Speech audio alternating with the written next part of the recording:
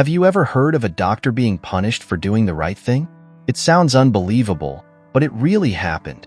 Imagine being a talented, dedicated surgeon, someone who vowed to save lives, and suddenly having your career put at risk for treating a poor child in urgent need of help. Dr. Quincy Halden was faced with a dilemma: follow the cold rules of a profit-driven system, or listen to his heart and save a life. He chose life, and because of that, he was fired. But what he didn't know was that this decision would open the door to a much bigger scandal, exposing the darkest secrets of a hospital that preferred to hide the truth. If you think this story will end like all the others, brace yourself. What comes next will change everything you think about justice and courage. Dr. Quincy Halden was known for his surgical skill and empathy, two rare traits to see together in a renowned doctor. Always attentive, he managed to balance the demands of his profession with a genuine desire to help those most in need. In a hospital where bureaucracy seemed more important than the patient's health, Quincy always found a way to make a difference. But on one particular shift, he faced a dilemma that would challenge everything he believed in. The arrival of a girl, Lydia, in critical condition and without health insurance, would test not only his professionalism but also his humanity. Lydia arrived at the emergency room in the arms of her mother, Sonia, a desperate woman pleading for help. The hospital staff, strict about following the rules, hesitated to act because the patient didn't have the required insurance. Quincy, seeing the situation, couldn't ignore the panic in Sonia's eyes. He knew time was running out and something needed to be done. It was a tough decision: follow the rules or listen to his medical instincts and do what was right. The silence in the waiting room was almost deafening, with everyone waiting to see what he would do. Inside the emergency room, Quincy watched the monitors blinking as Lydia's condition worsened. His colleagues, like Nurse Felicity, looked at him, waiting for instructions. But the dilemma felt heavier than any scalpel he had ever held. He knew that acting could have serious consequences for his career, but not acting was something he couldn't bear. The empathy he felt for Lydia led him to make a risky decision. Quincy knew that every second counted, and the only thing that made sense at that moment was saving a life, no matter the cost. The procedures began quickly. Quincy gave precise orders, his movements calculated by experience and the urgency of the situation. As he worked to stabilize Lydia, he felt the weight of the hospital's rules like a shadow behind him. His superiors, like Director Dr. Wallace Carrington, wouldn't take long to discover that he had broken protocol. But at that moment, little Lydia's life was his top priority. He couldn't stop thinking that if it were his own daughter on that bed, he would do the same without hesitation. The hospital could wait, but Lydia's health couldn't. As focused as he was on the surgery, thoughts of the consequences began to haunt him. Quincy knew that once his decision came to light, he would be risking everything: his career, his livelihood, his name. But how could he simply turn his back on a child fighting for her life? The truth was, at that moment, none of his certifications or awards mattered. What really mattered was the life he was trying to save. And Quincy wasn't the type of doctor to let a life slip through his fingers. In the midst of the tension, Sonia, Lydia's mother, waited anxiously outside the operating room, unable to hold back her tears. Every minute felt like an eternity. The other patients and hospital staff watched from afar, knowing that something unusual was happening. It was a decision Quincy would have to justify not only to his superiors, but also to himself. He knew that many wouldn't understand his actions, but to him, saving lives had always been the essence of his profession. Hours passed as the surgery progressed. Quincy remained calm, even with the overwhelming pressure surrounding him. Lydia had a chance, and he was determined not to waste it. Even knowing he was violating an important hospital rule, he couldn't ignore the responsibility he felt as a doctor. Every time he looked at the monitors, it was as if his future was blinking along with Lydia's vital signs. The choice had been made, and now he would have to face the consequences. When the surgery finally ended, Quincy removed his gloves, exhausted but with a small sense of relief in his heart. The surgery had been successful, and Lydia was stable. He looked at Sonia, who, upon hearing the news, broke down in tears of gratitude. However, there was no time to celebrate. Shortly after leaving the room, Quincy was called to a meeting with hospital administration. News of what he had done had already reached Director Dr. Carrington's ears. What had started as a simple act of humanity was about to turn into a confrontation with a rigid and merciless system. Minutes after Lydia's successful surgery, chaos at the hospital intensified even further. An ambulance arrived at high speed, bringing in the city's mayor, Franklin Chase, in critical condition after suffering a heart attack. The news spread quickly through the corridors, and Quincy, still exhausted, was immediately called to handle the case. The entire hospital seemed to be in a state of high alert. Quincy knew that the presence of such a prominent public figure changed the situation completely. However, his mind was torn. While he felt the responsibility to care for Lydia, another emergency had just arisen. Quincy quickly made his way to the ward where the mayor was being treated, feeling the tension build with each step. Upon arrival, he was bombarded with questions and expectant looks. Everyone anticipated that he would abandon Lydia's case to focus on saving the mayor's life, given the gravity of the situation and the political pressure involved. But Quincy hesitated. Lydia was still in a delicate condition, and leaving her now would mean risking everything he had done to save her. The dilemma he faced went beyond medical practice. It was an ethical challenge. Meanwhile, other doctors were already rushing to stabilize the mayor. Quincy knew he was the most qualified to perform the necessary surgery, but something inside him held him back from abandoning Lydia. He could hear the hospital administrators in the background, discussing the priority of attending to the mayor. It was clear that Franklin Chase's condition had political implications that extended far beyond the hospital walls. The mayor's health could easily turn into a political crisis for the city, and everyone knew it. Yet for Quincy, Lydia's life still took precedence. The moment of decision had arrived. Quincy had to take a stand. The medical team had already begun procedures on the mayor, and Quincy knew that if he left Lydia now, he might be condemning her to an uncertain fate. Taking a deep breath, he made the choice to stay by the little girl's side. His colleagues were stunned by his decision. Quincy was defying everyone's expectations, choosing to continue treating an uninsured child rather than attending to a highly significant political figure. The possible consequences of this decision began to take shape in his mind. The next few hours were filled with tension. As Quincy finished stabilizing Lydia, the mayor's condition rapidly deteriorated. Despite the efforts of the other doctors, Franklin Chase could not be saved. He was soon pronounced dead. The news of the mayor's death exploded like a bomb within the hospital.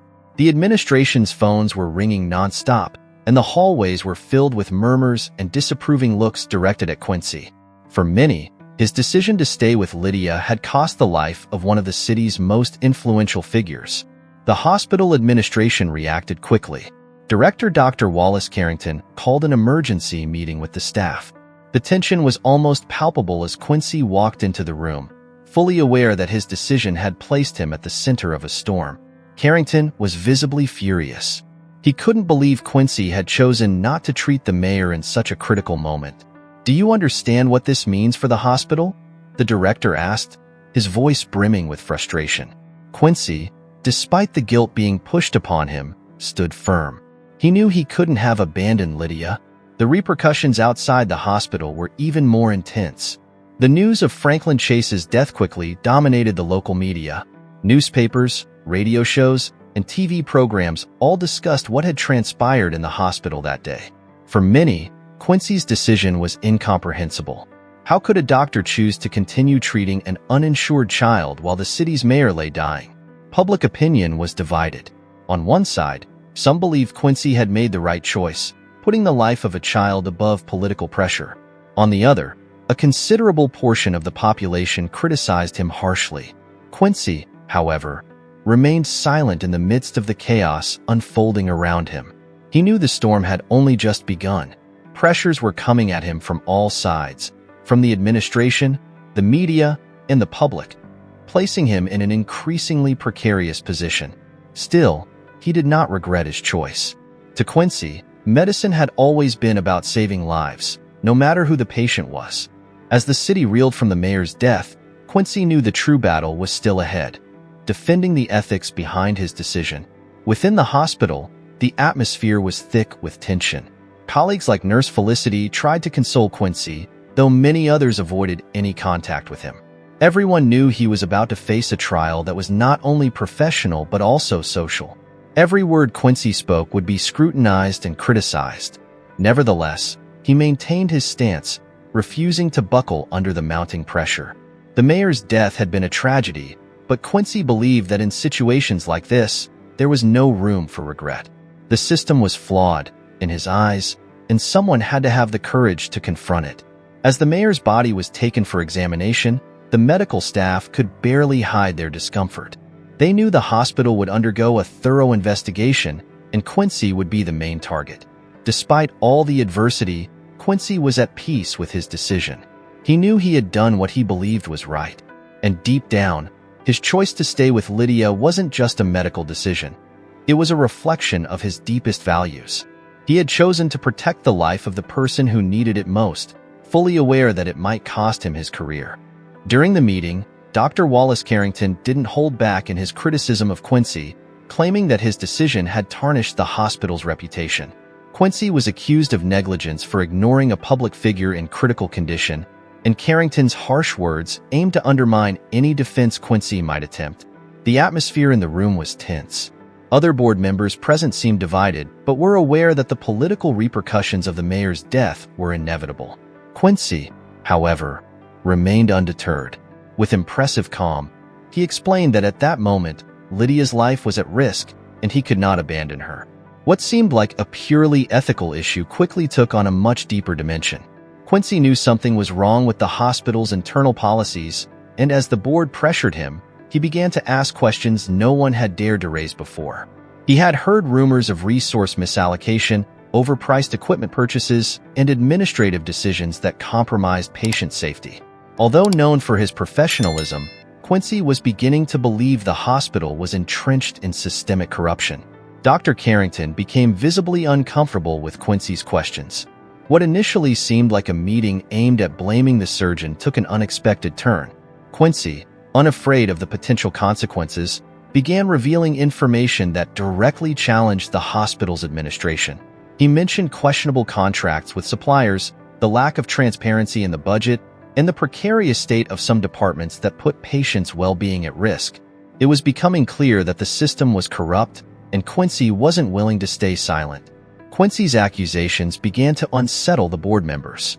Some cast nervous glances at Carrington, who struggled in vain to maintain control of the situation.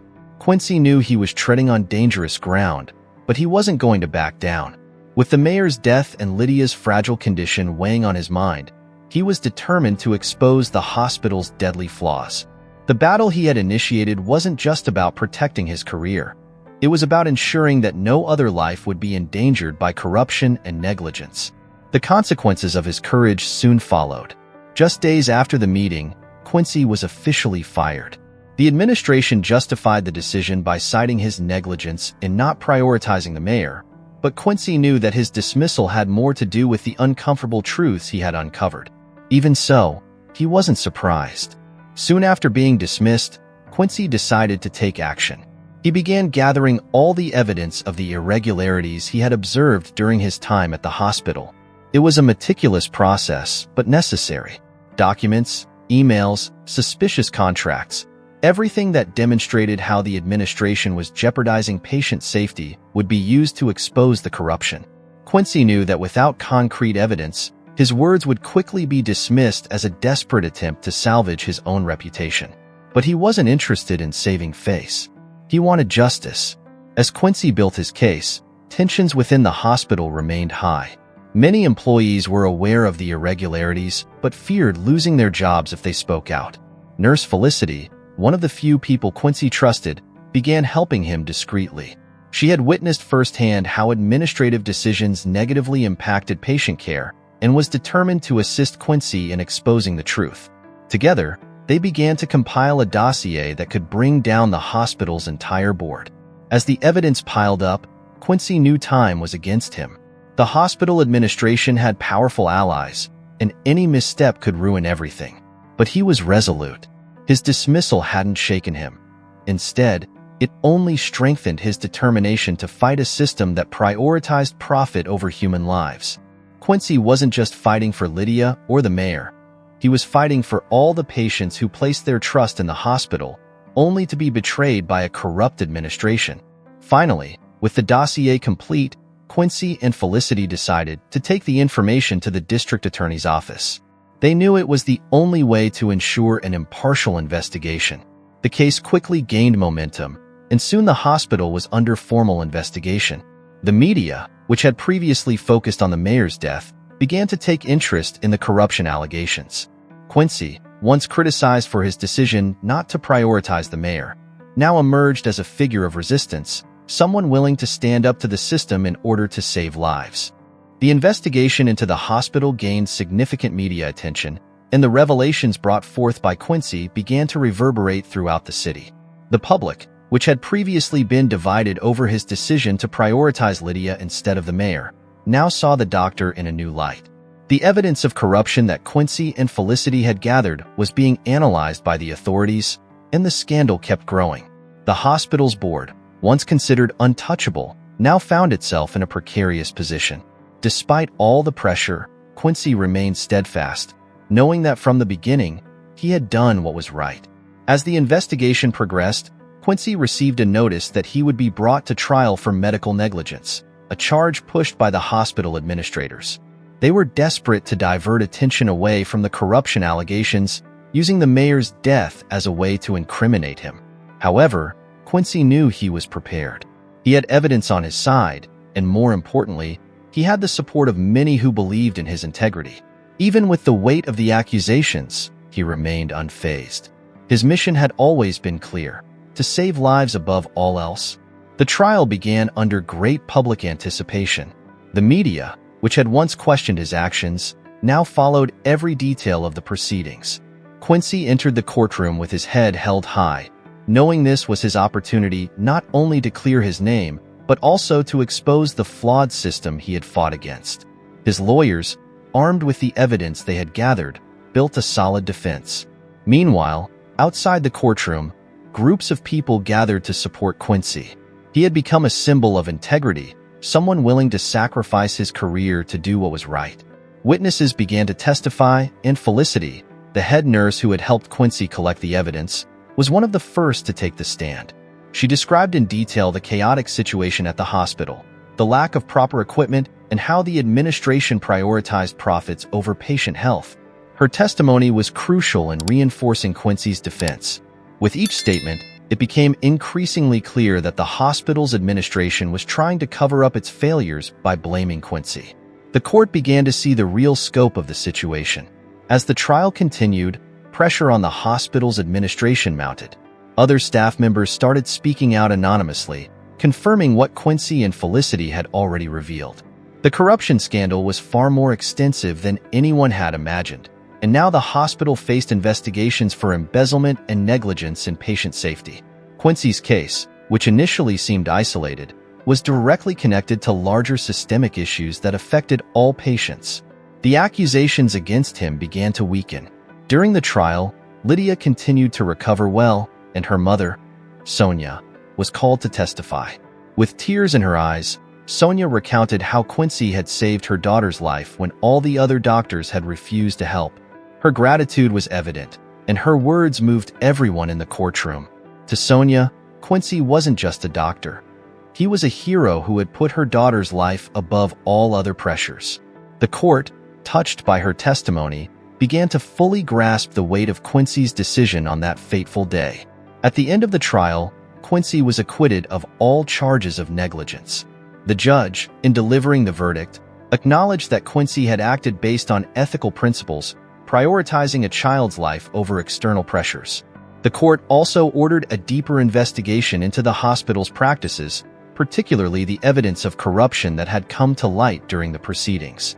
Quincy, having faced so many challenges, finally breathed a sigh of relief. Justice had been served, and his integrity remained intact. Though his acquittal brought relief, Quincy knew the fight was far from over. The investigations at the hospital would continue, and he was determined to ensure that reforms were implemented to protect future patients. He didn't want any other child, like Lydia, to go through what she had endured. More than that, He wanted to ensure that doctors like him could practice their profession without the constant fear of being punished for putting patients' lives first. Shortly after the trial, the hospital underwent significant reforms. Many administrators involved in corrupt practices were removed, and a new team was brought in to restructure the system. The changes were gradual, but Quincy felt he was making a difference. He was invited to participate in meetings with the new hospital leadership to help develop policies that would guarantee patient care was always the top priority. For Quincy, this victory was about more than just him. It was a victory for everyone who believed in the true essence of medicine. As the hospital underwent its transformation, Quincy received numerous invitations to share his experience at other hospitals and universities. His story inspired many healthcare professionals who saw him as an example of courage and integrity. Yet, Quincy didn't see himself as a hero. To him, he had simply fulfilled his oath to save lives. He had always believed that medicine was, above all, about protecting others, and now, more than ever, he was convinced that this was the true essence of his profession. Now, another heartwarming story is appearing on your screen. Click to watch the next video,